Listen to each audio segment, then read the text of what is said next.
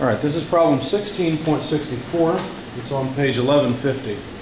A beam, AB with a mass M and of uniform cross-section is suspended from two springs as shown. If spring 2 breaks, determine at that instant the angular acceleration of the beam and B, the acceleration of point A, C, the acceleration of point B. Now, when I wrote out this problem, I started with the dynamic analysis, but I probably should have started with the static analysis. Because if you think about it, if you've got a beam that has a spring connected here and a spring connected here, which, by the way, that's what we have. The distances are, well, there's a quarter of the beam over there and 3/4 of the beam from here to here. In fact, I think they call this A, this NB, and it's convenient for me to call this point C, and then the center point, the middle of the beam, is just G. That's where the center of gravity of the beam would be located. Anyway, if you think about the static situation, there's going to be some distribution of the weight between springs 1 and 2. Now, how much force is in spring 1 when spring 2 suddenly lets go? Well, however much there was before. Why? Because the spring, the force in the spring depends on the deflection. There hasn't been any time for any deflection yet. Therefore, the force in spring 1 immediately after spring 2 breaks is exactly as it was before. So it's beneficial to know the force in the spring, at least in some way. So let's make a free body diagram. Let's solve a static problem, which should be pretty easy. Weight, force spring 2, force spring 1. And of course the weight is at the center, so there's L over 2 on this side, L over 2 on this side. There's, despite my drawing, that spacing there would be what, 1/4 of L? So it's all broken down pretty easily into quarters. Anyway, summing moments about probably point C would be the easiest. Because notice, I really don't care about the force in spring 2, it's about to disappear. I just want to know what the force in spring 1 is. So solving the statics problem, we're going to have weight times L over 4, because this distance is L over 4, that's a positive moment, about point C. And then the force in spring 1 is causing a negative moment with a moment arm of 3/4 the length of the bar. Okay, let me make that a bigger L so it's obvious they're related. Okay? We can cancel the 4, cancel the L, because this, like I said, is just a statics problem. The spring 2 has not broken yet. And you'll notice then that the force in spring 1 is just, what, the weight over 3. Okay, so there's the statics part. So I just wanted to make a note that the force in spring 1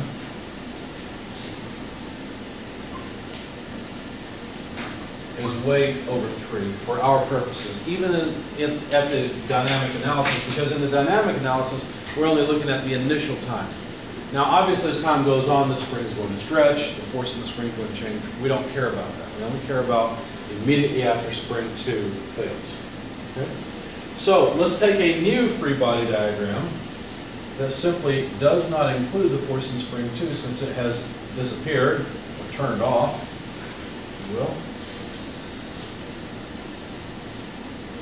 And that's what our free body diagram looks like. But now that we're dealing with dynamics, we also need a kinetic diagram, because these two will be, let's make sure that's right, these two will be equal to each other or equivalent to each other.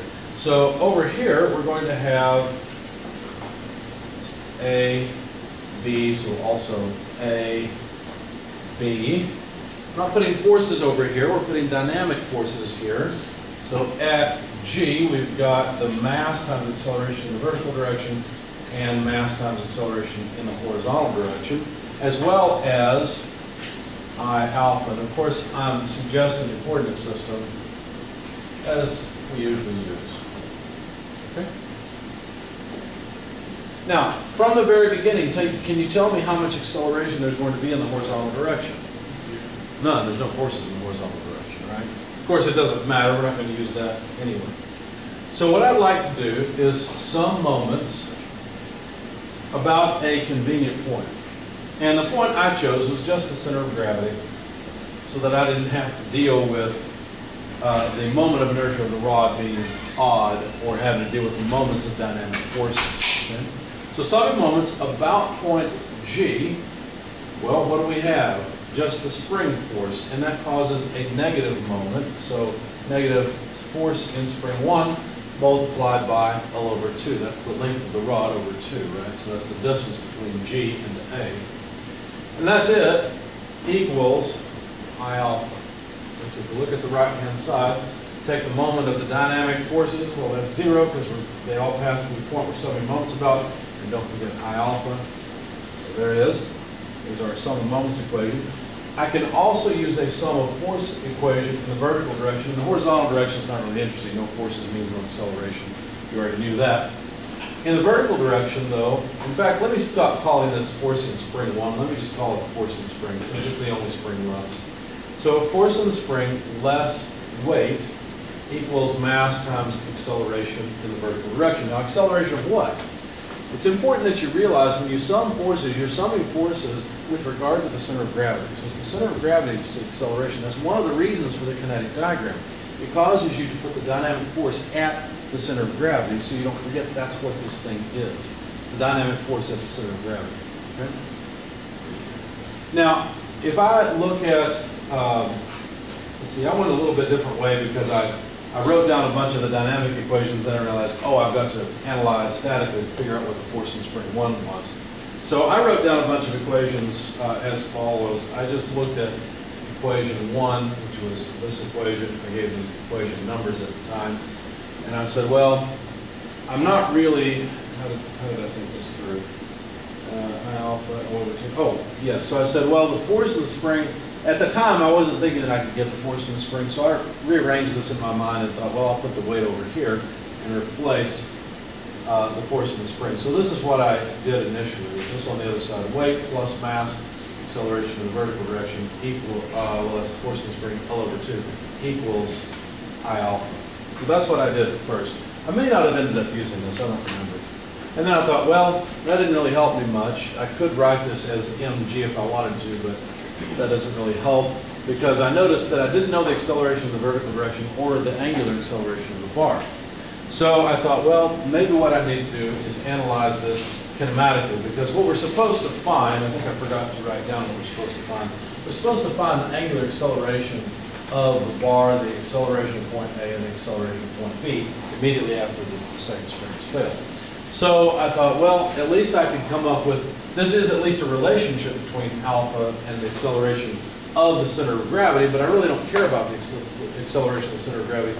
Maybe I could write a relative acceleration equation to relate the acceleration of A to the center of gravity and G to the center of gravity, or B to the center of gravity. So that's what I did. So the acceleration of point G is equal to the acceleration of point A plus the relative acceleration of G with respect to A. And I knew this was going to come out nicely because what does this acceleration consist of?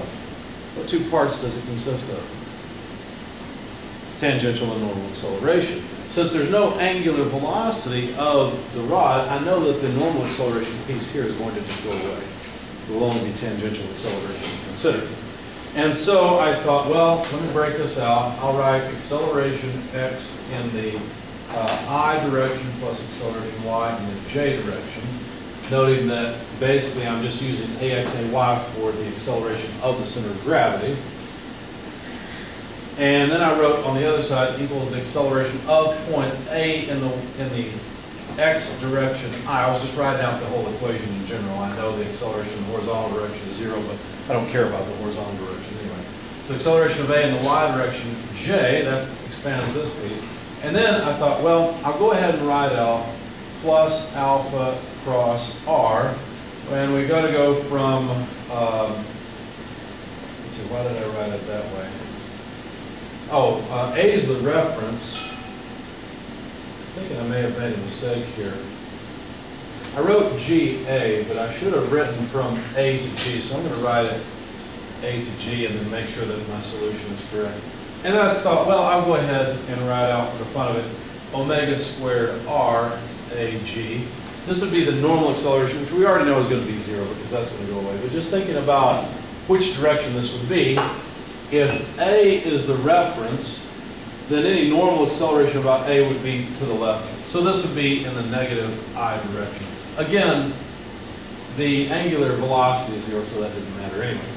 Then I thought, all right, I'll take the cross product then of omega cross r.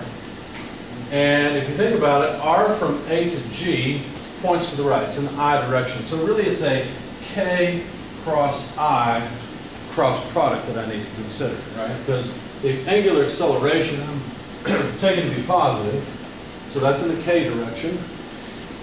And k cross I is j. So I knew that I would just end up with a term here from the angular acceleration in the vertical direction, the y direction.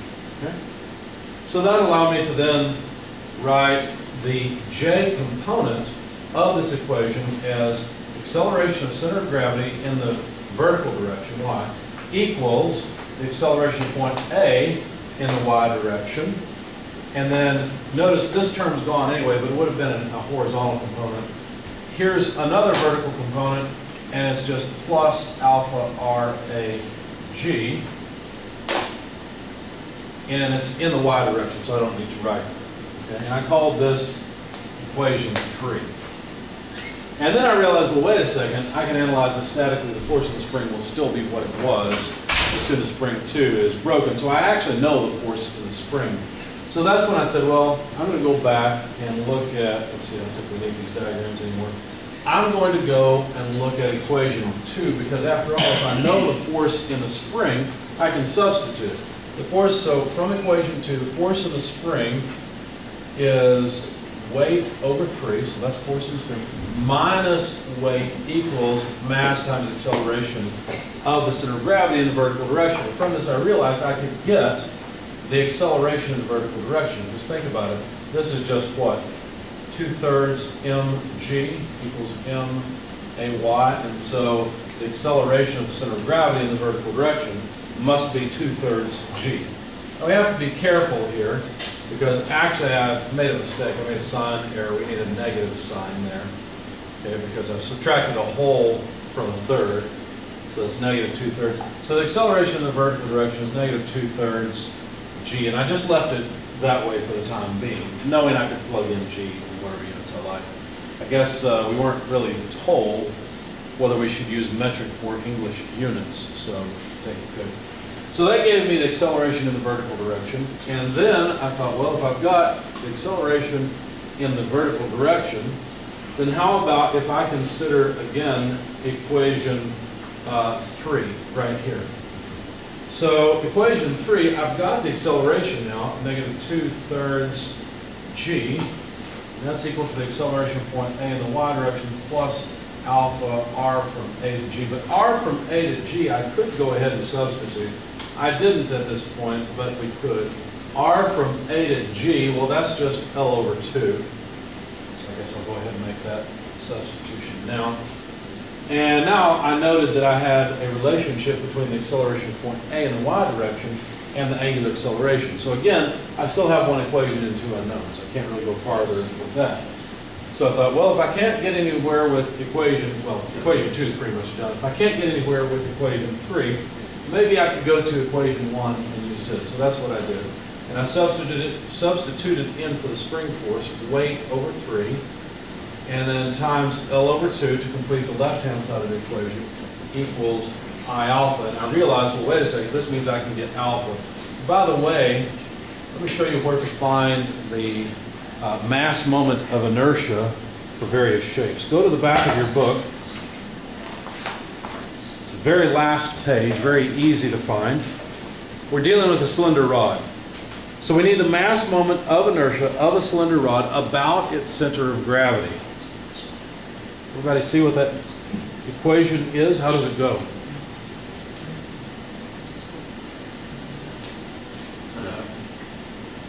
Is it 1 over 12 mass times length squared? You got it. 1/12 ml squared. So let's just write it ml squared by 12. So this allows me to continue and say negative WL, or better yet, instead of mass, let's write mg divided by 6 equals ml squared by 12 times alpha. And notice what happens the mass goes away, one of the lengths go away. We could look at 12 as 2 times 6, and the 6's will go away. And so from this, we can solve for the angular acceleration. Basically, just invert the 2L, and we'll have negative 2g over L. Question. Yes, sir. Is that a, for the ML squared, is that a 1 or an L or an I? This is 1, 2, 12. Okay. Yeah, ML squared over 12. Good question. Anything else?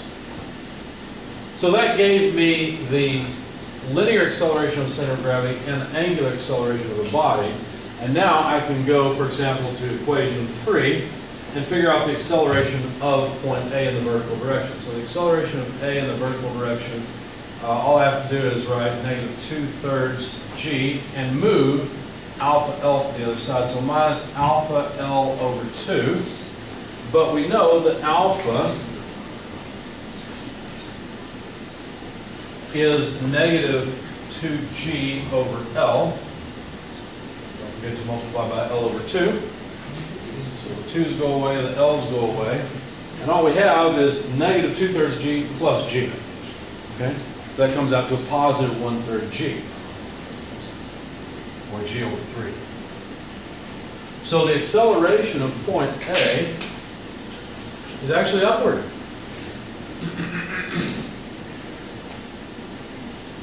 At a rate of g over 3. Okay, so a third of the acceleration of gravity. It's supposed to be straight up, but I was running out of room. Now, how about the acceleration of point B? What do you suggest I do to find it? How about another relative acceleration equation, kind of like this? Okay. So what I did is I wrote an equation. So, well, the acceleration of B should be equal to the acceleration of G plus the relative acceleration of B with respect to G. Okay? And then I said, well, the only component I really care about is the J component. Let's see if we can just write it down. Acceleration of B in the y direction equals acceleration of G in the y direction. And, oh, by the way, the relative acceleration of B with respect to G is going to have tangential and normal components. The normal component's going to go away to 0 because omega equals 0. And there's just one more term. Forgive me for adding a cross product into a scalar equation. You'll see what I'm doing. I realized I just needed to compute the tangential component. So I needed to think about the cross product and make sure I've got the sign right. SIGN correct. Okay, so since G is the reference, I'll need a vector from G to B. That's just in the positive I direction. And alpha is just in the K direction. Okay? So again, I need K cross I, which is simply positive J. Okay, so basically what I'm saying is I need to multiply alpha and RGB, and it'll end up being in the positive J direction. So this sign is correct. You see? All right. So the acceleration in the vertical direction of the center of gravity is just what I called AY before. It's negative 2/3 g. The acceleration, the angular acceleration, is negative 2g over L. Notice I assumed positive k for the sake of the cross product, right? Alpha itself is a negative thing. So this negative sign just comes from the fact that alpha is negative. And then R from G to B has magnitude L over 2. Again, the L and 2 cancel. And what we have is negative 2/3 g minus another g. That's minus 3/3 g. So this is negative 5/3 g. And that's the acceleration of point B. So point B is accelerating downward. Let's see if I can make this proportional. That's 3. That's probably about 5. Negative 5/3 g. And we know that the acceleration of the center of gravity is negative 2/3 g. See what's happened? The acceleration just scales as you move along the length. Why? Well, because the only component of acceleration that all these points along the length of the beam have are tangential components. So they're all lined up nicely in the vertical direction. And they just increase in magnitude as you move out because we're just multiplying by a distance. That's it. Okay? Any questions about all this? Comments? All right, that's it.